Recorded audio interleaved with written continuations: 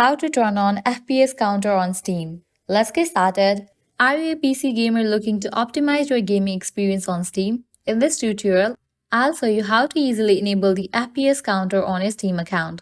First, launch Steam and click on the Steam menu at the top left corner of the screen. From the drop-down menu, select Settings.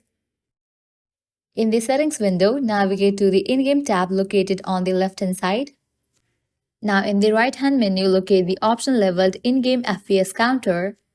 Click on the drop-down menu to reveal the available options for the FPS counter: top left, top right, and bottom left. Choose the desired position for the FPS counter on your screen.